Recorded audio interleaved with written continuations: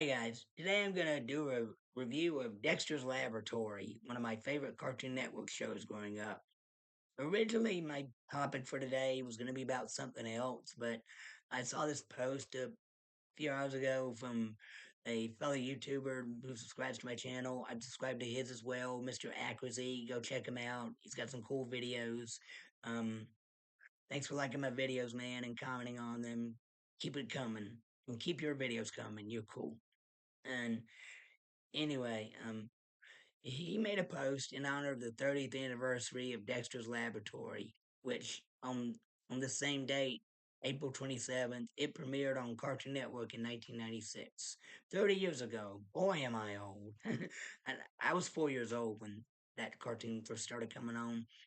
And my earliest memories of watching Cartoon Network and when I was that young consisted of like Cow and Chicken, Dexter's Laboratory, um, Two Stupid Dogs, Scooby Doo.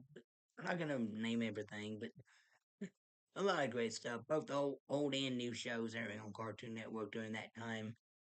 And Dexter's Lab and Cow and Chicken and some others were the first cartoons. And I love those original cartoons. They were funny, they were hilarious, and Dexter's Laboratory was no exception. It tells the story of a boy genius living in a suburban home with his family in America named Dexter. I don't think they ever reveal his last name. He's a small redheaded kid with large glasses, and he dresses like a scientist with a lab coat and boots and every gloves and everything. And his mom and dad, they're kind of ditzy. They're oblivious to all the science going on because he has this secret lab in his bedroom hidden behind a bookcase in a spare room. And Dee Dee, his ditzy, dumb blonde stereotype of a sister, she's older than him and she causes all the chaos in the lab. She always breaks in and tears up his inventions, and he'll sometimes get violent and threaten to beat her up or shoot her with a laser gun or something if she doesn't get the heck out of there. And I love it when she causes chaos in Dexter's lab. She's just so funny, and the and a lot of the other types of humor in the show comes from like Dexter's inventions. They sometimes are successful, sometimes they're not, but usually indicate when they're regardless if they're successful or not, they cause a problem for the plot of the episode. And the problems are just bonkers. They just can't help but leave you in stitches. And there's some other characters in the show. Like one of the main villains, Mandar. Like he's Dexter's rival at school. He's got the same intelligence as Dexter. He claims to be smarter than Dexter, but I don't think he is. I think when Dexter first met him, he was just like shot to finally meet a fellow student in his class who has the same intellect as him. Because all the other students, they're always like jealous of him being the smartest one in class. And now Dexter's jealous of Mandark, and Mandar also has a secret lab, and he wants to destroy Dexter's lab so he can be the most powerful, nerdy science kid in the neighborhood. And there's some pretty cool action in the show. Like Dexter is all these like mech robots he uses to do stuff like fight off this meteor shower to save the world and fight monsters and from other dimensions and like there's all these laser guns and there's these other segments on the show with like superheroes and like the Justice Friends, a parody of the Avengers, like uh, Cat Major Glory is parody of Captain America. Crunk, parody of Hulk. Valhalla, parody of Thor. Their segment is like the sitcom story about three roommates living in an apartment and hanging out as the best of friends, even though they get in all these sitcom like family arguments. And another segment like involving Monkey, this pet monkey that lives in Dexter's lab, who's secretly a superhero named Monkey, and he works with this agency similar to Shield from Marvel Comics, and his sidekick, Agent Honeydew, parody of Black Widow, his boss, the Commander, parody of Nick Fury, and he has some pretty cool action scenes in his episodes. I don't know why they didn't just spin off like Justice Friends and Monkey into two different, two separate series. Those would have been cool shows. And there's another character on Dexter I like. Action Hank, this big, tall, strong black dude. He's a parody of Mr. T and other action stars or action characters like. Chuck Norris, Rambo, and and Mr. T, all kinds of characters.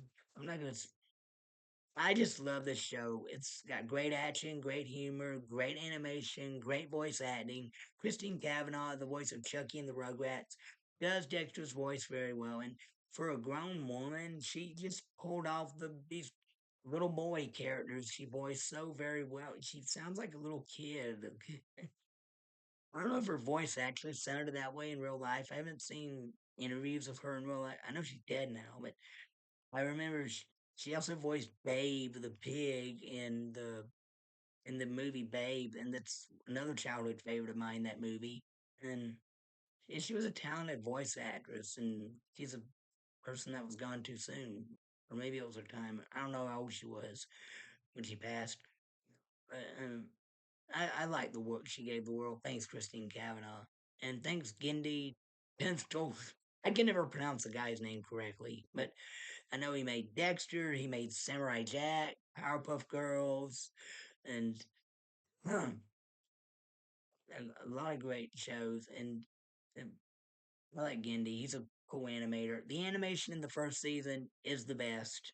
The animation, not just first few seasons, because then they did a series finale where the Dexter teams up with his family to save the world from a monster, and then they ended the series perfectly, in my opinion. I didn't know they had ended it yet back then because I didn't know anything about what a season of a TV show was when I was a kid. But when they did new episodes and new seasons in the early 2000s, those episodes are just so dry and dull. The color looked different. The design of the characters and the environment looked different. The It was a different voice actress because Christine Cavanaugh retired by then. She tries to imitate Kavanaugh's Dexter voice, but doesn't pull it off exactly right. You can tell it's someone else. But yeah, the latter few seasons are okay, and I do like that TV movie Ego Trip. That was the proper finale that Dexter got. I remember when it was going to premiere at midnight on New Year's, New Year Day, New Year's at midnight on 2000, year 2000. Learn to talk right. I was excited to watch this. I stayed up with my family, but I got tired and fell asleep. Um, but I did catch it on TV a few years afterward and loved it. And anyway, Dexter's Laboratory is a masterpiece, a childhood favorite of mine. I give it 2 thumbs up. All right, that's my review. If you like it, please hit the like button, subscribe for more. Thank you and God bless. And God bless you, Mr. Acquisy. Thanks for liking and subscribing to my channel, and thanks for all your cool videos I enjoy watching. Bye.